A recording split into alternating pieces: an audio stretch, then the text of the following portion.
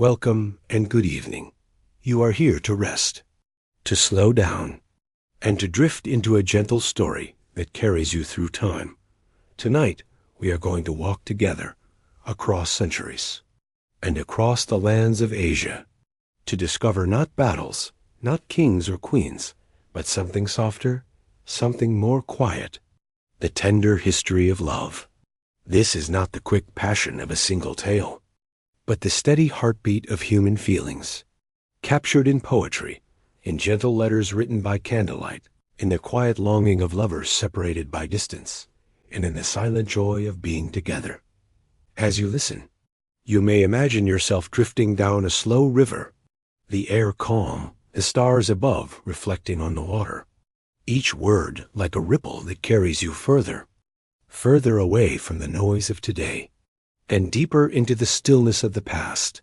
In ancient China, poets once gazed at the same moon that shines above you now, and they whispered verses of longing, wishing that the one they loved, far away, might be looking at that same moon, and feel their presence through its light. In Japan, within the Heian court, love was expressed in the gentle exchange of poetry, written on delicate paper, and accompanied by a sprig of flowers, or the faintest trace of perfume.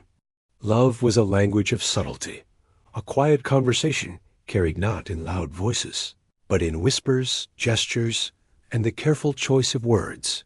And in South Asia, in the time of the Mughal emperors, gardens bloomed not only with roses and jasmine, but with the poetry of longing. Here, love was woven into music and song, into marble and stone, and into the hearts of those who waited, who remembered, and who hoped. Tonight, you will hear these stories, but you do not need to stay awake for them all. This journey is not meant to be hurried. It is a gentle, winding path. You may close your eyes now. Let your breath become slow and steady, and let these voices from long ago carry you toward a calm and quiet rest. And so we begin the quiet history of love in Asia. Close your eyes now, and imagine yourself walking through the gentle mists of ancient China many centuries ago.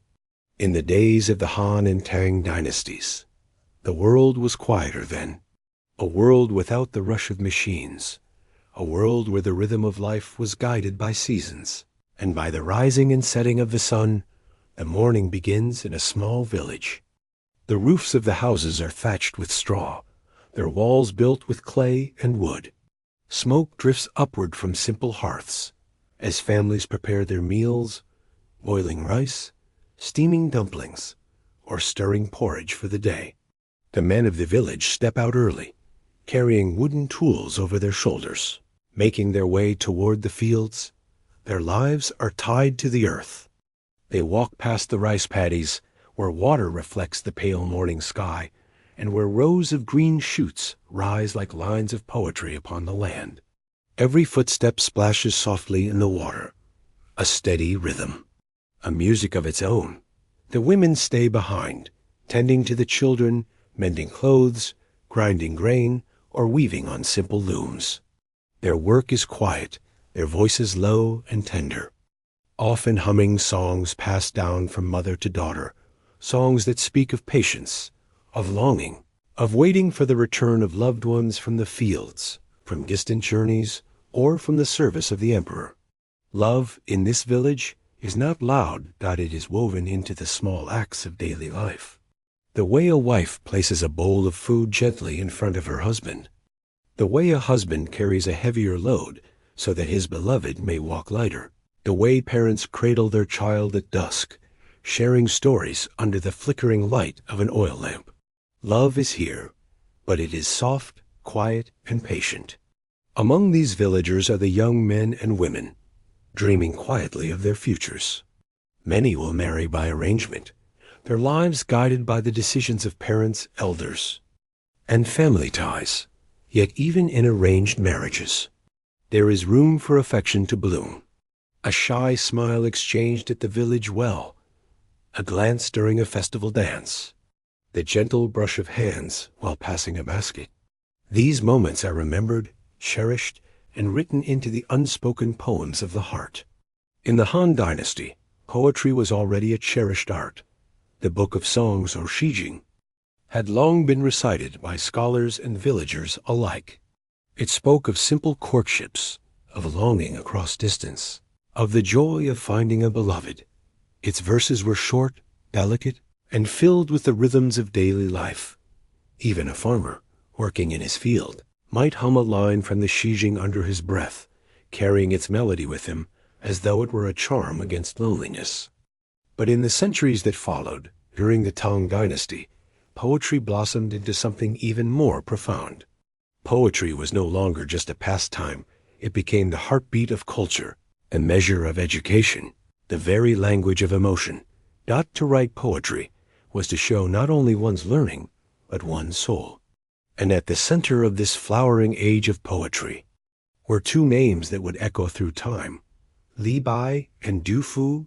Li Bai, often called the immortal poet, was known for his wandering spirit, his love of wine, and his ability to capture beauty in words as effortlessly as the moon reflects on water. Du Fu, his friend, was more grounded, more reflective, his verses carrying the weight of responsibility, the ache of hardship, and the tenderness of family love.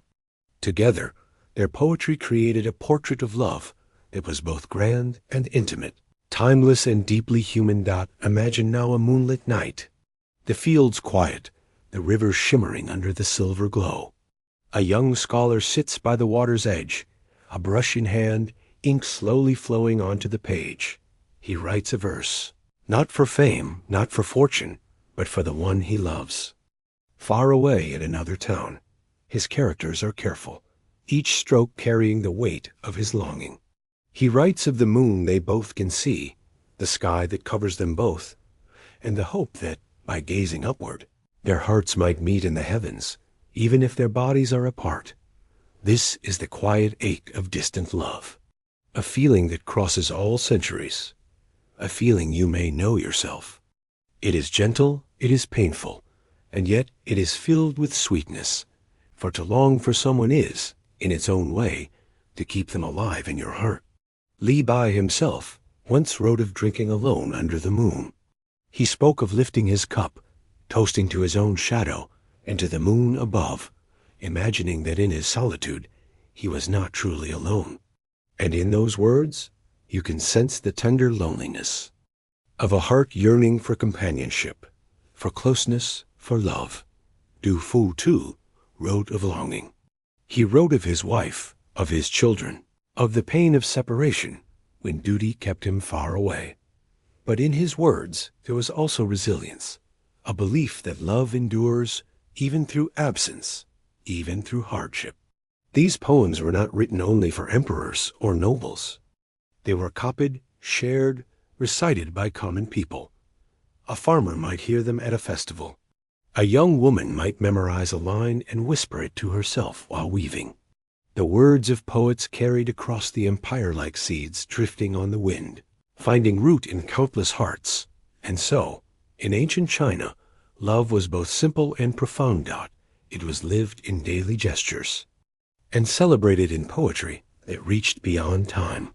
It was the smile of a wife offering food to her husband. It was the longing of a scholar beneath the moon. It was the whispered verse of Li Bai, the steady hand of Du Fu, and the countless unrecorded voices of villagers who lived and loved quietly in the rhythm of the seasons.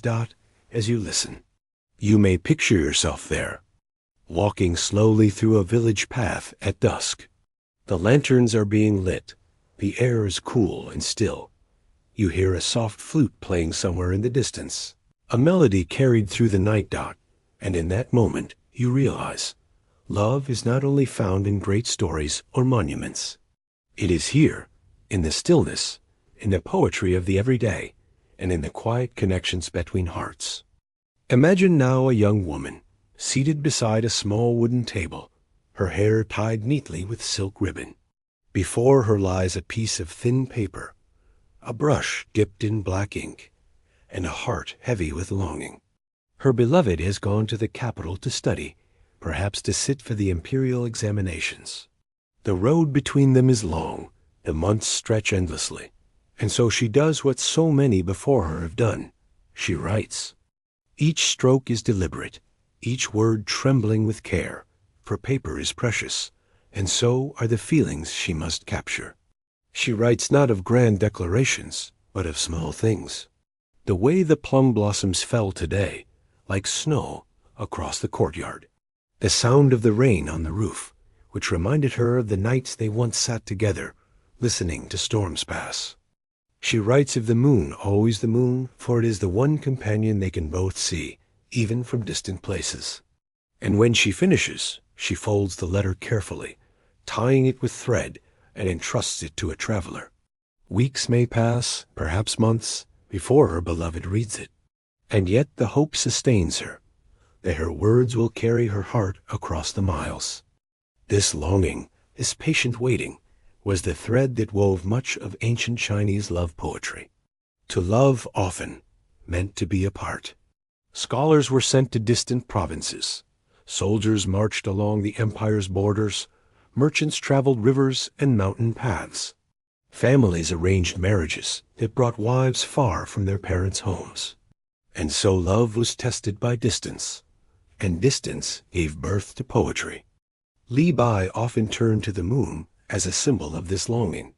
In his verses, the moon was both companion and messenger.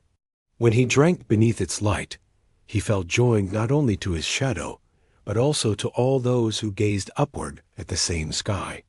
His poems speak to us even now, reminding us that when we miss someone, we need only look to the heavens, and we will find them there. Du Fu, more sober in his tone, gave us a different kind of intimacy. He wrote of his wife waiting for him, of his children's quiet suffering when food was scarce, of the ache of separation caused by duty and by war.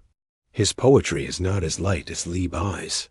It carries the weight of responsibility, of sorrow, and yet also of enduring tenderness. In his words, we see not just the ecstasy of love, but the resilience of it, the way it bends but does not break. Together, their voices create a balance. Li Bai's soaring moonlight and Du Fu's grounded hearth fire. One sings of fleeting beauty, the other of steady endurance. Both remind us that love wears many faces, sometimes bright and playful, sometimes heavy with sorrow, always deeply human. Beyond the poets, ordinary people lived their own unrecorded poetry. A farmer might carve a simple wooden comb for his wife, smoothing her hair in the evenings after long hours in the field. A wife might embroider a handkerchief for her husband, stitching not only patterns of flowers and birds, but also silent prayers for his safety. These were acts of love no less profound than the poems written by scholars. Festivals were times when longing gave way to togetherness. During the Lantern Festival, lovers might walk among the glowing lights, each lantern carrying not only flame, but also whispered wishes. A glance, a smile, a brush of sleeves in the crowd. These were tiny moments, but they carried the weight of whole hearts. One of the most beloved love legends of China is that of the cowherd and the weaver girl. Star-crossed lovers separated by the Milky Way, allowed to meet only once a year on the 7th night of the 7th month. For centuries, this story was told at festivals, reminding villagers that love, no matter how difficult, could overcome even the heavens' decree. It was a myth, but also a mirror of real life, where distance and separation were constant challenges. In the stillness of night, when the day's work was done, a young man might take out his brush and ink, copying verses of Li Bai, adding his own small lines of yearning. He might not consider himself a poet, but in that moment, he joined a chain of voices stretching back centuries. Every sigh, every word, every whispered hope became part of the great quiet history of love. Women, too, wrote poetry, though often their voices were hidden within the household. Some poems survive, written by wives, daughters, and concubines, speaking with delicacy of longing, of confinement, of hope.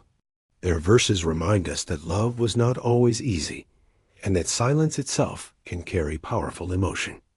A single line about the sound of footsteps in a corridor might capture hours of waiting, days of solitude, a lifetime of yearning. Letters and poems often traveled by hand, carried by friends, by merchants, by wandering monks. Imagine the anticipation of waiting days turning into weeks, the heart lifting each time footsteps approached the door, wondering if this time it might be a message from a beloved.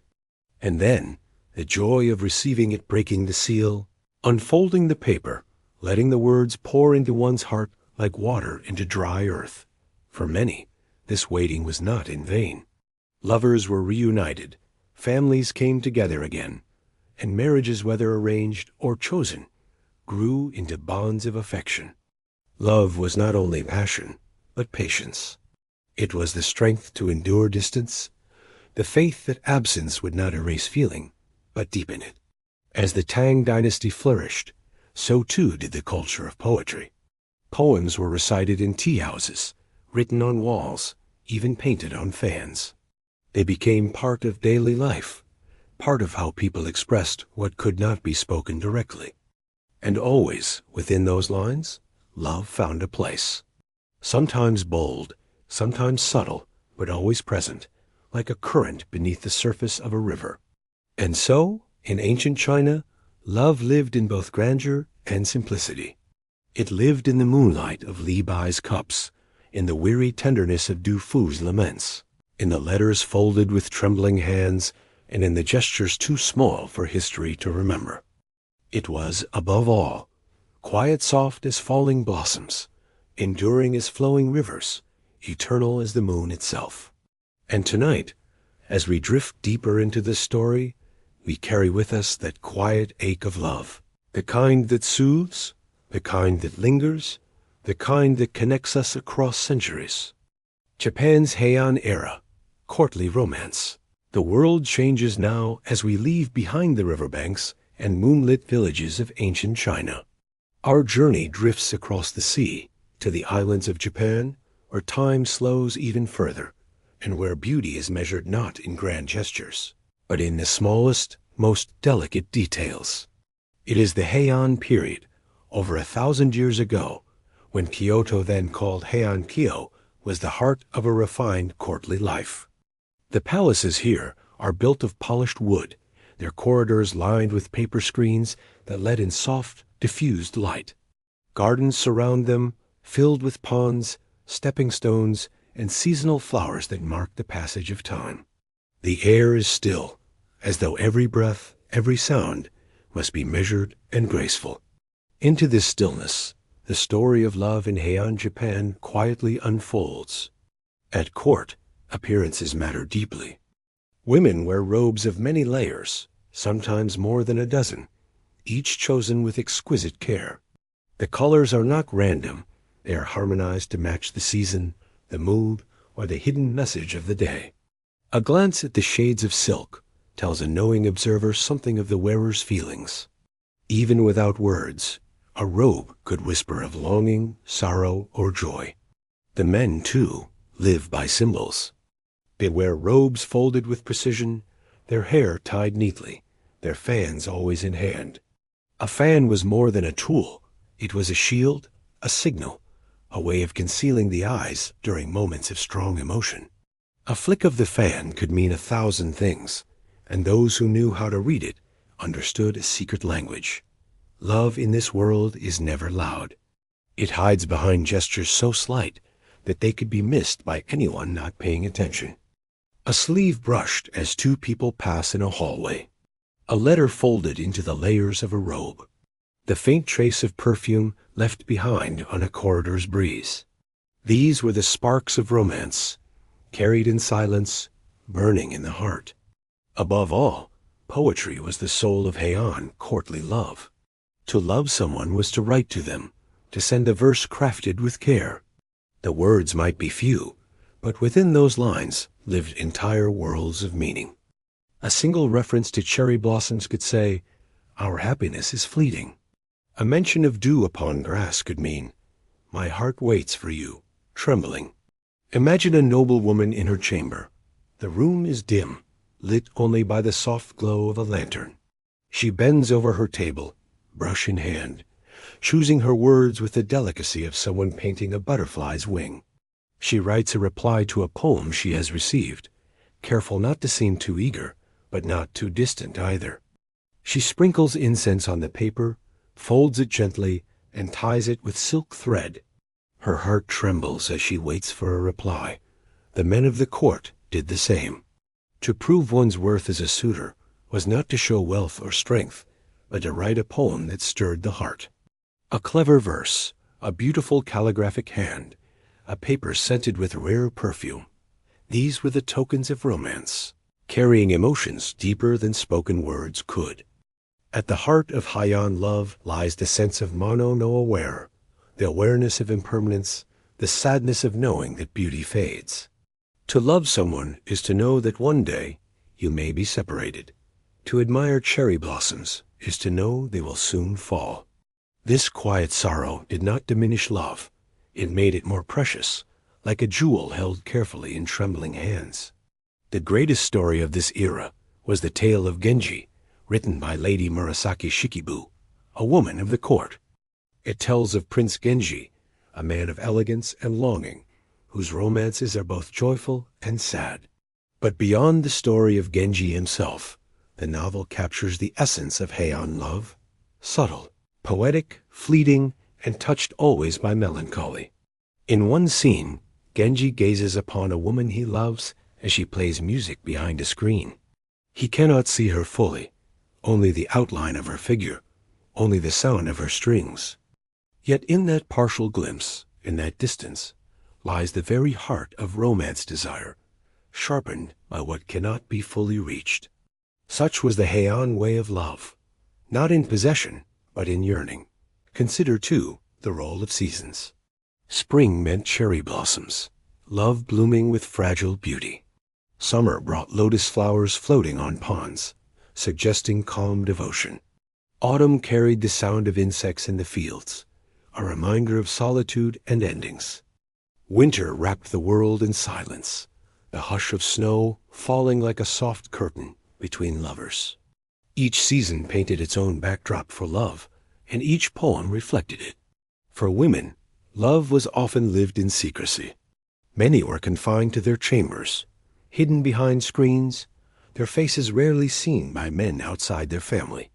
Yet within these walls, they poured their feelings into diaries and letters, leaving behind voices that still speak today. Their words are tender, restrained, but filled with yearning. Through them, we hear the quiet pulse of emotions that centuries could not erase. One might imagine a woman waiting in her chamber, listening for footsteps in the corridor. Each creak of the floorboards sends her heart racing, wondering if a messenger has arrived with a poem, a reply, a sign that she is remembered. The waiting itself becomes part of the love, an ache that deepens the bond. Festivals, too, offered brief moments of freedom. At the Kamo festival, or during moon-viewing nights, men and women might catch a glimpse of one another, exchange a few words, or share the beauty of the evening sky. Even then, romance was wrapped in ritual, but it was enough to sustain the heart until the next meeting. And yet, not every love was returned. Some poems went unanswered. Some glances were ignored. The silence of rejection was itself a language, one that carried its own sadness. But even unreturned love had beauty, for to feel deeply, even in solitude, was considered a noble experience. The Heian world reminds us that love does not always need to be loud or certain. Sometimes it is in the anticipation, the hesitation, the fragile space between two hearts. The tremor of the hand holding a brush, the trace of perfume on paper, the moment before a reply arrives, these were as important as love itself. In this way, Heian romance was like the cherry blossom, breathtaking in its bloom, heartbreaking in its fall, but unforgettable in its memory. To experience, it was to feel both joy and sorrow, to accept both closeness and distance, to understand that every moment of love is touched by impermanence. And so, the Heian court, with its robes and perfumes, its poems and glances, gave the world a vision of love that was as delicate as silk, as fleeting as moonlight. It was a love that needed no shouts, no promises, only the quiet exchange of words, symbols, and feelings that linger in the heart. As you rest now, you may carry with you the softness of this world, the rustle of silk, the scent of incense, the glow of lanterns in the night. And you may remember that love, no matter the time or place, is found not only in what is spoken, but in what is left unsaid. In silence, in longing, in the fragile beauty of the moment, there lies the timeless heart of love. Among all the Mughal love stories, one name shines brighter than the rest, the romance of Emperor Shah Jahan and his beloved wife, Mumtaz Mahal.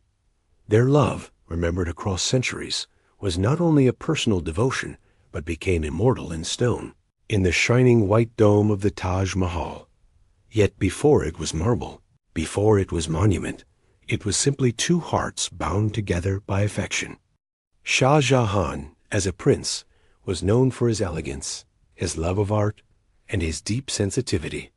When he met Arjuman Banu Begum, later known as Mumtaz Mahal, the chosen one of the palace, he found in her not just beauty but companionship, a partner who shared his spirit.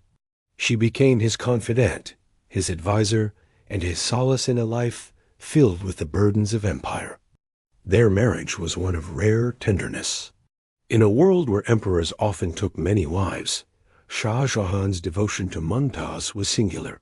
He trusted her counsel, shared with her his private thoughts, and carried her presence into every corner of his reign. For him, she was not only a queen, but a refuge.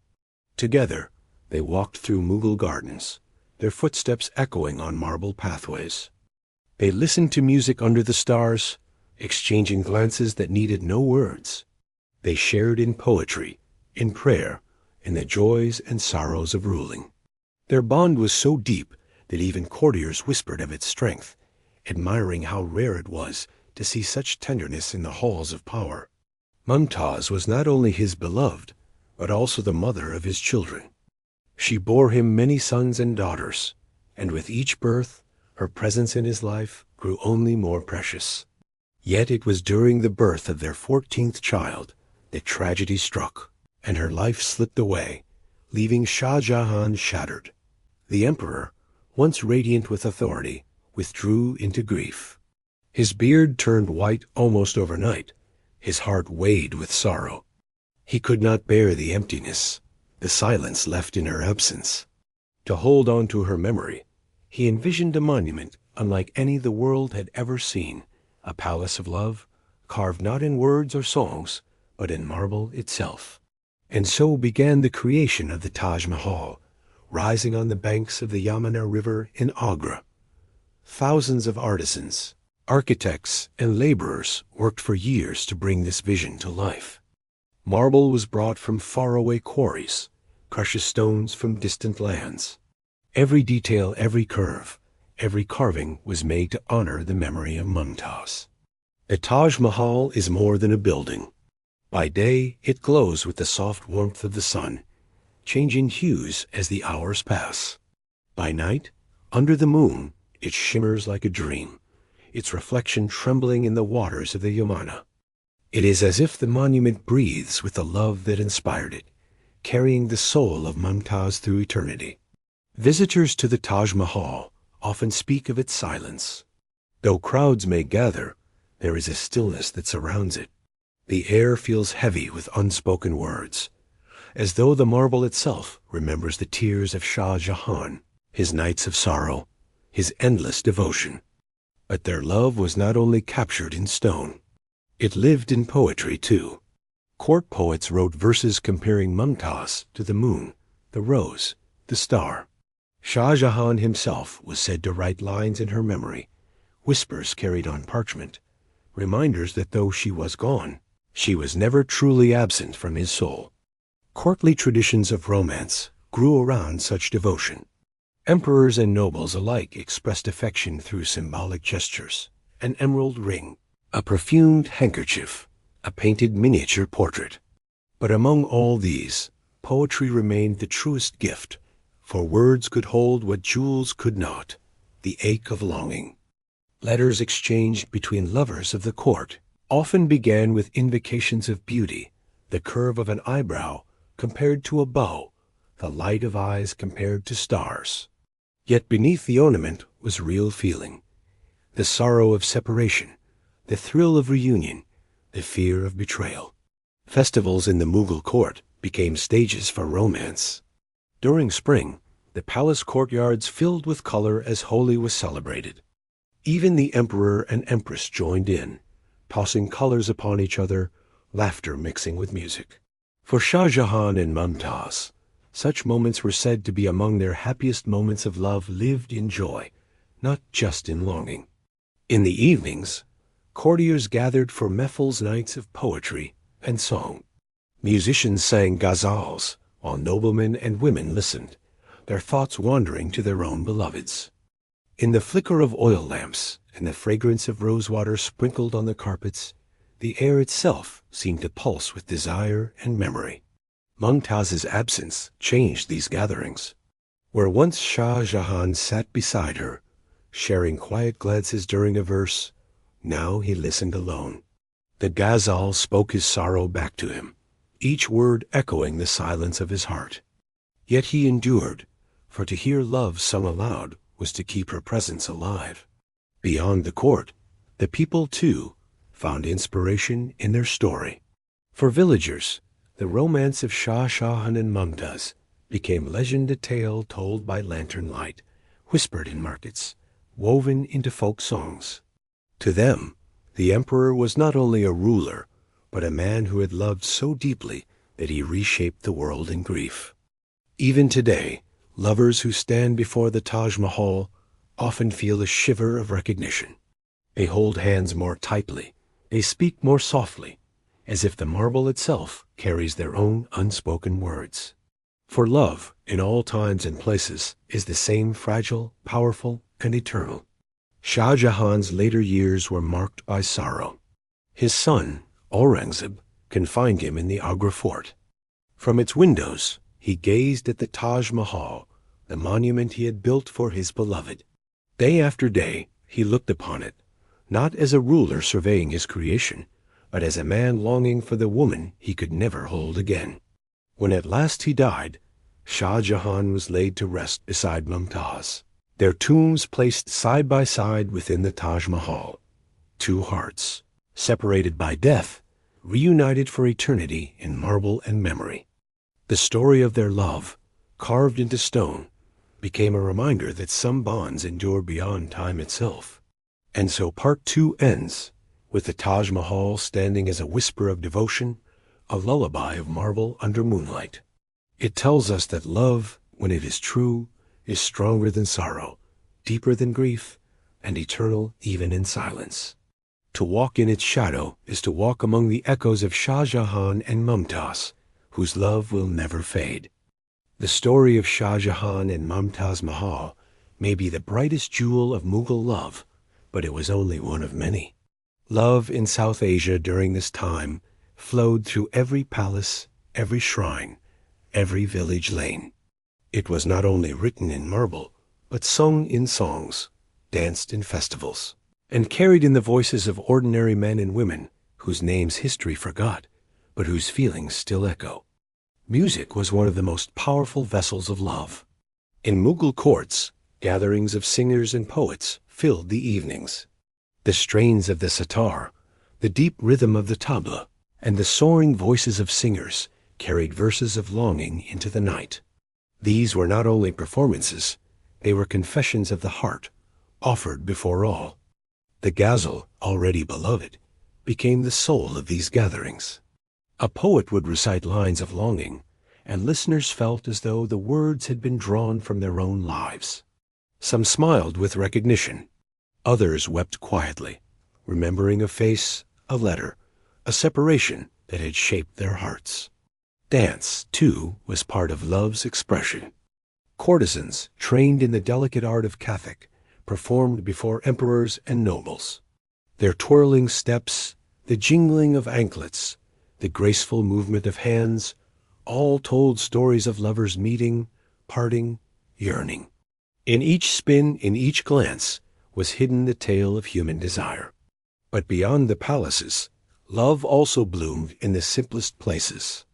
In a village under the shade of banyan trees, two young lovers might meet at the well. She would carry her clay pot, pretending indifference, while he would linger with excuses, his eyes betraying his heart. Theirs was a love as true as any emperor's, though unmarked by monuments. Folk stories carried these romances across generations. In Punjab, the tragic tale of Heer and Ranjha was sung in ballads. Here, a woman of unmatched beauty, and Ranjha, a wandering minstrel, loved deeply, but were denied by family and society. Their suffering became a symbol of love's endurance, proving that true passion often lives in struggle. In Bengal, the songs of Radha and Krishna told of divine and human love woven together.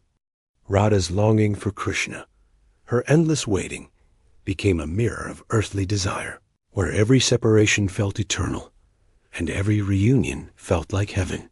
These stories were sung not only in temples but in homes, their melodies drifting through fields at dusk. In Rajasthan, lovers told stories of Dola and Maru, of princes and princesses separated by fate, but bound forever by yearning. Each region of South Asia added its own tale, reminding us that love wears many names, but always carries the same heartbeat. Not all Mughal love stories ended in happiness. Some were silenced by duty, some by politics, some by tragedy. Letters went unanswered, promises were broken. In the hushed corridors of palaces, some hearts lived entire lives in waiting, never to be fulfilled. And yet, even unfulfilled love had beauty. The pain of longing was not seen as weakness, but as proof of depth. To ache was to be alive. To weep in solitude was to honor the strength of a bond. In this way, heartbreak itself became a form of devotion. Consider a young woman in a Mughal zenana, writing by the light of an oil lamp. She knows her beloved cannot come. She knows her letter may never reach him. Yet she writes anyway, pouring her heart onto the page. That act itself is love, a love that exists even without reply. Or imagine a soldier on campaign, far from his home. He remembers the laughter of his wife, the sound of her bangles as she worked in the courtyard. Each night, beneath the stars, he whispers her name, knowing she cannot hear, but feeling her presence as surely as the moonlight on his face. In these ways, love was not only about being together. It was about remembrance, about carrying the beloved inside one's soul, about finding traces of them in music, in the seasons, in the smallest details of daily life. For the Mughals, beauty itself was tied to love. Gardens were designed as places where hearts could meet. Poems described not only the beloved's features, but the world around them, the rose that reminded the poet of lips, the nightingale whose song echoed the lover's sigh. Nature became an endless metaphor for the human heart. Festivals carried this spirit into the lives of common people. During Basant, kites filled the skies, and couples exchanged secret glances while watching their strings twist and dance. During Diwali, lamps were lit in rows, and lovers found ways to send small tokens, perhaps a sweet, perhaps a flower, hidden within the festivities. Even sorrow became part of celebration. In Qawwali gatherings, when the singers reached the high notes of longing, listeners sometimes fell into trances, tears streaming as they felt their own stories reflected. Love was not only joy, it was also a wound that refused to close, a wound carried proudly. This duality, joy and sorrow, presence and absence, made South Asian love so profound. It was never one thing. It was always both. To love was to celebrate, but also to mourn. To love was to dance, but also to wait. To love was to hold someone, but also to let them go. And so, the Mughal world gave us a love that was both delicate and fierce, personal and universal. Its stories were carved in marble, sung in songs, whispered in villages, and carried in the tears of those who could not forget. Today, When we hear these stories, we may feel that they belong to another age, yet their emotions are timeless. Who has not waited for a letter, or longed for a voice, or cherished a memory? The mules remind us that these feelings are eternal, flowing through time like a river that never dries.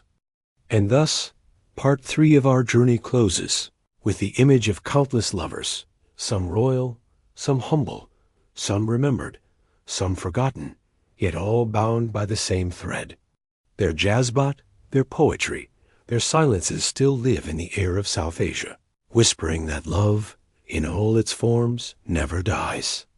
When we think of the Silk Road, we imagine caravans crossing deserts, ships filled with goods, merchants counting coins by lantern light.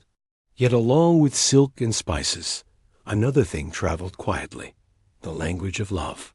It moved through poems, gifts, and songs, carried in the pockets of traders, whispered in markets, remembered in the silence of night. The journey often began in China, where silk was spun with care by village women. A length of silk might be sent not only as merchandise, but as a gift between lovers, dyed in colors that held private meaning. A red silk ribbon, tied carefully, could carry more weight than 100 words. From China, caravans carried both fabric and stories westward. At each stop along the route, in Kashgar, Samarkand, Herat merchants paused to rest, and in the evenings they shared tales. Among those tales were stories of love, a farmer missing his wife, a prince searching for a lost beloved, a poet describing moonlight in another land. In these encounters, cultures blended. A Persian traveler might hear a Chinese verse and adapt it into his own ghazal. An Indian singer might add new melodies to a Central Asian song. The Silk Road was not just about goods, it was a thread tying hearts across distance.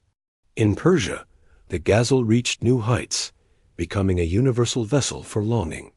Poets like Hafiz and Rumi used images that spoke to all: the wine of passion, the pain of separation, the ecstasy of union.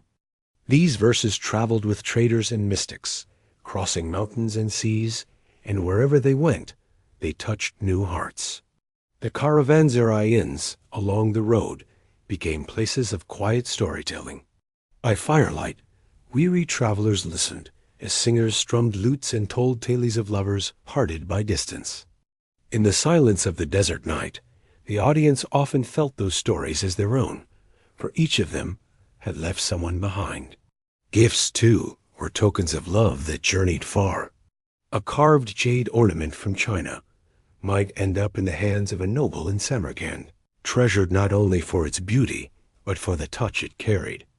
A small vial of Indian attar rose perfume could be a reminder of an absent beloved, its fragrance filling the air with memory. Letters traveled across the Silk Road, though slowly. A message written in Delhi might take months to reach Isfahan. By the time it arrived, the words inside were already aged, yet the emotions remained fresh. Reading such letters by lamplight, lovers wept, laughed, or sighed, their hearts bridged across thousands of miles. Traders often spoke of loneliness. They might return to their wives after years away, carrying silks, jewels, and coins. But what mattered most was the reunion itself, the sound of familiar laughter, the warmth of an embrace. Wealth could not equal the joy of holding the one who had waited. Stories of forbidden romances also traveled. A tale might begin in one corner of Asia and find itself retold with new names in another.